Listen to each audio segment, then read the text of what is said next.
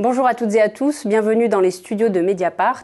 Aujourd'hui, nous allons décrypter avec le chercheur Jalal Achaoui de l'Université Paris 8 le sommet de crise consacré à la Libye. C'était ce mardi 29 mai à l'Élysée, sous l'égide de l'ONU et à l'initiative de la France du président Emmanuel Macron. L'ensemble des principaux protagonistes du dossier libyen étaient réunis, ainsi qu'une vingtaine de représentants de pays impliqués dans ce dossier. L'information principale des élections législatives et présidentielles se tiendront le 10 décembre en Libye. On en parle avec Jalal Achaoui. Bonjour. Bonjour. Merci d'avoir accepté notre invitation. Vous travaillez sur la dimension internationale du conflit libyen depuis plusieurs années. On parle aujourd'hui d'une réunion historique, d'abord parce que c'est la première fois que les 4 principaux dirigeants libyens se sont retrouvés autour d'une même table. Le Premier ministre du gouvernement d'union nationale, Fayez Sarraj, le maréchal Khalifa Haftar, qui est l'homme fort de l'Est du pays, qui a mis en place un gouvernement parallèle, le président de la Chambre des représentants, Aguila Salah, et le président du Conseil d'État, Khaled El-Mashri. Ils se sont engagés à organiser des élections dans la paix et la sérénité en décembre. On parle d'une étape décisive. Est-ce le cas pour vous ? J'aurais tendance toujours à faire un ajustement par rapport à la rhétorique habituelle d'Emmanuel Macron qui exagère un petit peu. C'est un très bon vendeur, ce qui n'est pas une mauvaise chose, mais il faut quand même revenir à la réalité. Je ne dirais pas que c'est historique, je ne dirais pas que c'est décisif, mais c'est extrêmement positif. C'est diplomatiquement valide, il y a une véritable crédibilité du fait de la présence des chefs d'État, par exemple, notamment africains, qui sont réellement venus, c'est important. Et vous l'avez dit, 4 protagonistes, je ne dirais pas que ce sont les seuls, il y en aura toujours. La Libye est tellement fragmentée, il y aura toujours des mécontents, il y a toujours des gens qui se sentent exclus, qui ont une validité, une légitimité politique et qui ne sont pas venus pour une raison ou pour une autre. Donc la liste ne s'arrête jamais. Mais effectivement, il y a un format, j'allais dire, un format qui est beaucoup plus sérieux et qui offre un peu d'espoir par rapport à celui de la Seine-Saint-Cloud. Donc je pense que s'il y a un suivi, et c'est pas sûr qu'il y en ait un, je pense que si la France et l'ONU fournissent un véritable travail de suivi, ça peut donner des résultats concrets. Est-ce que le calendrier vous apparaît tenable, le programme réaliste ou un petit peu trop ambitieux, compte tenu justement de cette fragmentation, de cette sédimentation en plusieurs gouvernements et parlements dans le pays ? Je fais partie de ceux qui pensent que les élections ne constituent pas une fin en soi, et encore moins si on se presse. Et la France, parmi tous les États, c'est celle qui est la plus pressée. Et personne ne comprend tout à fait pourquoi. Pourquoi est-ce qu'il y a cet empressement ? Où est-ce qu'il y a le feu au lac ? Qu'est-ce qui se passe ? Pourquoi est-ce qu'un pays en guerre civile devrait à tout prix tenir les élections aussi vite ? Mais toujours est-il que la date a été fixée enfin, aujourd'hui. Et ça, c'est très important, le fait qu'on ait une date. Après, ça peut être mal fait, ça peut même être contre-productif, ça peut engendrer de la violence avant les élections, pendant, après. Il y a tout un tas de choses négatives qui peuvent se produire. Mais il y a encore une possibilité, je ne veux pas être non plus quelqu'un qui crache dans la soupe, c'est possible que finalement ça permette à une forme paisible, pacifique de politique libyenne de s'exprimer. C'est possible, il y a une possibilité que ça marche. En même temps, on se dit qu'il est temps parce que ça fait 7 ans de chaos et qu'à un moment donné, il faut pouvoir y mettre un terme. Oui, mais c'est un petit peu vouloir le résoudre, ce conflit, par le haut, en allant vers le bas, alors qu'on sait très bien qu'il a commencé depuis le bas vers le haut. Donc oui, si demain il y a un non-président et que certaines parties ou certaines factions ou certaines régions le rejettent, en sachant que tout le monde est armé, qu'est-ce qui se passe ? Est-ce que le lendemain des élections, est-ce que les gens qu'on trouve problématiques aujourd'hui, magiquement, auront tombé leurs armes ? On sait bien que non. Donc voilà, qu'est-ce qui va se passer d'ici décembre pour que d'un seul coup, tous ces problèmes-là qui sont tout aussi réels aujourd'hui qu'il y a 7 ans, auront disparu ? Peut-être pas. Donc il y a des gens qui disent qu'il faut commencer par le bas, parler aux municipalités, prendre son temps. Mais je respecte l'approche française. Mais c'est vraiment une idée, selon moi, une idée française plus que tout. Alors on critique d'ailleurs beaucoup l'activisme français, les Italiens en premier, mais pas seulement. Comment vous analysez-vous cet activisme ? Je pense qu'il faut toujours, quand on parle de l'Italie, et c'est très important que vous parliez de l'Italie, il faut toujours garder en tête que le flux migratoire qui traverse la Libye n'affecte pas la France, comparé à ce qu'il fait à l'Italie. Les gens arrivent pas à Marseille, ils arrivent en Sicile. Et là, évidemment, on sait très bien, on l'a vu avec les élections et et le triomphe des partis populistes en Italie, qu'il y a une véritable obsession en Italie par rapport aux flux migratoires. Donc pour eux, la Libye, c'est ça. C'est la crise migratoire. Pour la France, ça ne l'est pas. La France peut vivre avec un certain désordre en Libye pendant encore 1 an ou 2 ans. Mais elle parle d'une menace directe sur la France et sur l'Europe. Elle va en parler, mais le travail d'un géopolitologue, c'est de décrypter et de savoir que il n'y a pas une véritable panique de la part de la France, alors que la panique en Italie est réelle, elle est très très réelle. Elle a même dominé, finalement, l'ensemble du débat politique. Donc il y a une grande asymétrie entre les deux, et la France, finalement, elle a une option libre, pour, si vous voulez, récupérer, d'une certaine façon, c'est un peu une façon cynique de voir la chose, mais il y a une part de vrai, récupérer un peu le dossier libyen. Que finalement, petit à petit, avec les mois qui passent, de plus en plus, dans la perception de tout le monde, la Libye fait partie de la sphère d'influence française. Alors qu'il y a quelques années, c'était un pays plutôt italien dans les responsabilités européennes. Et donc il y a ce transfert qui se fait, et ça ne veut pas dire forcément une résolution immédiate, concrète, sous forme de paix. Et la France a la possibilité de vivre avec ce désordre encore un petit peu, alors que les Italiens sont complètement pris par le court terme. Parce que la France est aussi responsable du chaos qui règne aujourd'hui avec l'intervention française en 2011. Pour moi, ce n'est pas une bêtise franco-française. Il y a beaucoup d'États qui ont fait beaucoup d'erreurs. L'intervention aurait pu être faite comme elle a été faite pour les raisons celles qui ont été avancées, qui ne sont pas forcément toutes blanches comme neige, et on aurait pu réussir quand même la transition. Il y a eu beaucoup d'erreurs qui ont été faites après 2011. Donc je ne suis pas quelqu'un qui jette trop la pierre sur la France. D'un point de vue militaire, il n'y avait pas de grosses bavures. Par contre, il y a eu quelque chose qui s'est passé, c'est que tous les États ont laissé tomber diplomatiquement. Je parle des États occidentaux. Les Américains, les Français, les Britanniques ont tous laissé tomber la Libye après 2011. Et c'est finalement les puissances régionales qui ont récupéré la Libye, la Turquie, le Qatar, les Émirats, l'Arabie Saoudite.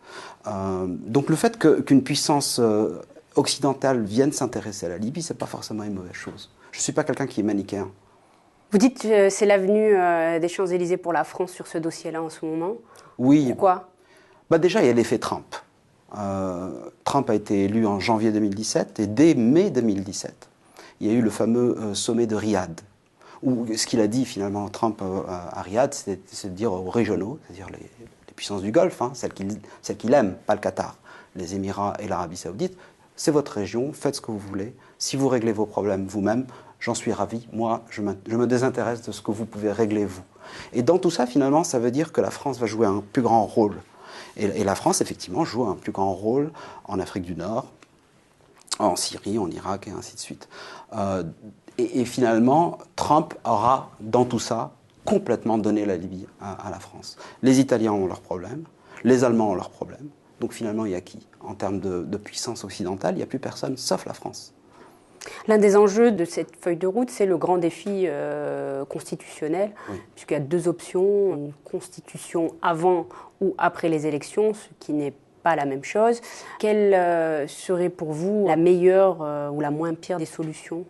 Une fois qu'on a fixé un calendrier aussi ambitieux que celui du 10 décembre pour les élections parlementaires et présidentielles, là déjà je commence à décrocher. Là ça commence à être un petit peu irréaliste selon moi.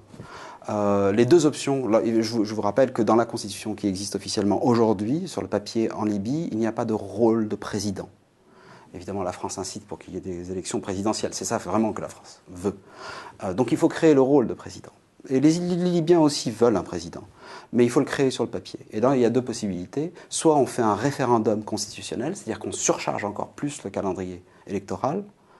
Faire tout ça d'ici décembre, c'est-à-dire le faire d'ici avant septembre, est-ce que c'est faisable ? Peut-être pas, là on commence à vraiment délirer. Ou alors, et je pense que c'est la solution qui est pressentie, c'est faire un amendement constitutionnel, simplement pour créer ce rôle présidentiel. Et évidemment, ça ouvre des opportunités politiques aux gens qui vont pouvoir, une fois que le président est élu, s'il est élu, pouvoir le critiquer en lui disant, de toute façon, on a fait du sparadrap juste avant, on a fait simplement un référendum, tu n'es pas vraiment un président, puisque ta base constitutionnelle n'est pas aussi pure et aussi solide qu'elle l'aurait dû. Donc voilà, ça c'est une façon de politiser ce petit problème technique, et je suis sûr que les Libyens vont en profiter. Ceux qui sont contre celui qui risque de gagner. Autre point donc, de cette feuille de route, c'est l'unification des forces armées, le déplacement du Parlement de Tobrouk à Benghazi pour améliorer le climat en vue des élections nationales et également l'unification de la Banque centrale de Libye et des autres institutions puisque le pays est également secoué par une grave crise monétaire. Oui. La crise monétaire est vraiment ce qui préoccupe les Libyens au jour le jour. Si vous parlez à un Libyen, c'est quelqu'un qui va souffrir surtout du fait qu'il y ait cette pénurie de billets de banque. Donc c'est-à-dire des queues qui durent des jours, des gens qui font 400 km pour 400 dinars, c'est-à-dire très très peu. Donc la source première, j'allais dire, de souffrance au plan quotidien, c'est pas les milices, c'est pas le terrorisme, c'est vraiment la crise monétaire. J'irai jusqu'à là.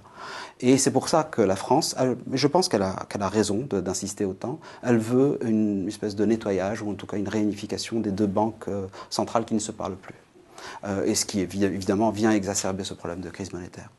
Le langage a été un petit peu adouci au dernier moment. Il a le mérite d'avoir été évoqué, ce problème de la Banque centrale. Je ne vois pas trop comment ça risque d'être résolu. Donc voilà, le paragraphe a le mérite d'exister, mais il est un peu vague. Au niveau de la sécurité, c'est intéressant, parce qu'il y a une sécurité, par exemple, qui s'améliore de plus en plus à Tripoli. Je parle vraiment du centre de Tripoli. Et ce n'est pas forcément bon, parce que c'est fourni par des milices, cette sécurité. Ce n'est pas fourni par une vraie police.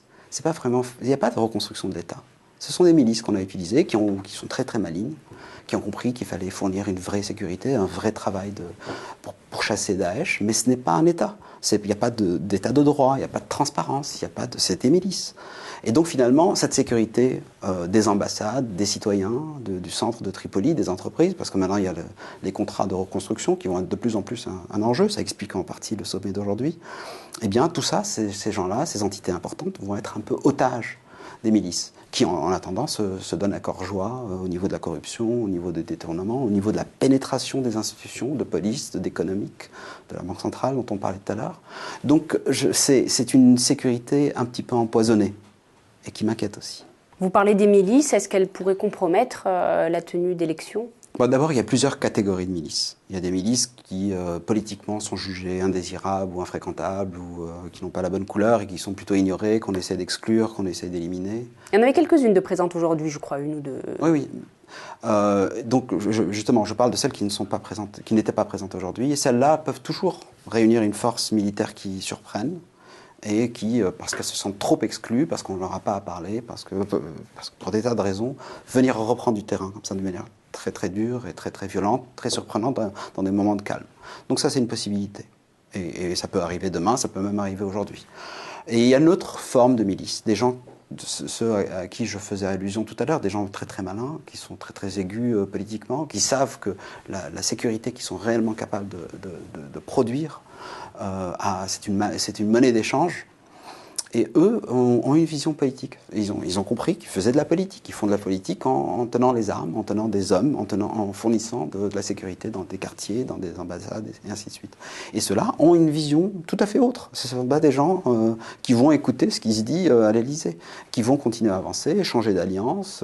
S'ils entendent quelque chose qui ne leur plaît pas, ils vont peut-être préparer un coup fourré pour le politicien qu'ils toléraient jusque-là.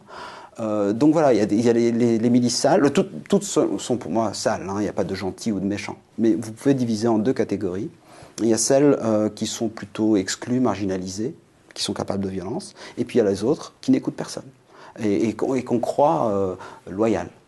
Donc c'est vraiment, les milices restent toujours d'actualité tout autant qu'il y a 4 ou 5 ans. C'est pas un phénomène qui a disparu. Ça a changé, c'est devenu plus sophistiqué, plus discret, avec de jolis uniformes qui créent l'illusion, mais ça reste des milices. Pour vous, Paris a également revu ses ambitions à la baisse par rapport à juillet 2017 et à la première étape de cette conférence internationale qui était de réunir Haftar et Sarraj à la Celle-Saint-Cloud. Oui, je suis quelqu'un qui a vraiment détesté la Celle-Saint-Cloud. Pourquoi ? J'ai trouvé que la France était trop ouvertement biaisée, simpliste, porté à accorder plus d'importance aux grands titres de journaux plutôt que le suivi. J'ai pas trop aimé la Celle-Saint-Cloud. Ça a fortifié Haftar, ça l'a rendu, je parle du maréchal Haftar, ça l'a rendu un peu plus arrogant, plus prompt à refuser le compromis, à refuser le dialogue. Donc c'était vraiment pas quelque chose que j'ai aimé. C'est une France différente que je vois aujourd'hui. Je vois une équipe Macron qui a beaucoup appris en termes de subtilité. Je parle relative au dossier libyen, il y a une excellente connaissance. Ça reste du Macron, c'est-à-dire qu'on veut aller vite, on peut aller faire vite et penser que ce conflit qui dure depuis 7 ans, finalement, c'est parce que les gens étaient incompétents. Mais il y a une vraie compétence en même temps, il y a une vraie compréhension, et aussi le fait d'avoir adouci comme ça le langage dans les dernières heures, je trouve que c'était une bonne chose. parce que ça enlève le côté naïf. Ça met plus de responsabilités sur les épaules des Libyens, ça les force à se rappeler de cet événement qui a eu lieu, qui leur a montré que le monde entier regardait les Libyens se chamailler pour aucune raison valide. C'est pas un vrai conflit, c'est un conflit qui n'aurait pas dû exister. C'est pas la Syrie, la Libye. La Libye, il n'y a pas de division sectaire, il n'y a pas de raison structurelle pour qu'il y ait ce conflit dévastateur. Donc j'ai plus aimé l'événement d'aujourd'hui et je pense que c'est au phénomène d'apprentissage. Je vois une équipe extrêmement dynamique qui apprend de mieux en mieux, qui se rend compte que la France a un vrai rôle de puissance étrangère. Et non pas d'une petite puissance régionale qui bricole parmi le Qatar, parmi la Turquie. Maintenant, de plus en plus, je pense qu'il y a une prise de conscience que la France, finalement, c'est une des grandes puissances démocratiques, libérales, occidentales qui reste et qui peut jouer un rôle neutre et sage et qui écoute tout le monde, qui écoute les deux côtés d'un conflit. On avait par exemple le Premier ministre algérien qui était là. Qu'est-ce que cela dit justement d'avoir su réunir divers représentants du monde, dont d'Afrique? Oui, bon, il y a l'Afrique pro-française, hein, des gens qui vont être là, qui vont plutôt être, je pense par exemple au président du Congo-Brazzaville, il était là, et c'est important qu'il s'inquiète du dossier libyen, mais c'est plutôt une figure qui est soutenue par Jean-Yves Le Drian depuis les années Hollande. Donc c'est pas vraiment une voix extrêmement différente. Par contre, l'Algérie, je trouve que c'est important, parce que c'est un pays qui n'est pas foncièrement pro-français, c'est venu un petit peu équilibrer le débat. Je trouve que la présence du Premier ministre, et non pas du ministre des Affaires étrangères, c'est un événement très important, pour venir insister sur la paix réelle. C'est un pays qui est frontalier, c'est pas la Turquie qui est loin, c'est pas les Émirats qui sont loin, c'est un pays qui a toutes les raisons, d'une manière purement égoïste, de s'intéresser réellement à une paix concrète en Libye. Donc je pense que c'était une bonne chose d'avoir cette voix algérienne, et pas n'importe laquelle, ici à Paris. Ce genre de forum, j'allais dire, ce format-là, qui est véritablement diversifié, ça, si c'est suivi, ça peut porter ses fruits. Je vous remercie, Jalal Arshawi. À bientôt sur Mediapart.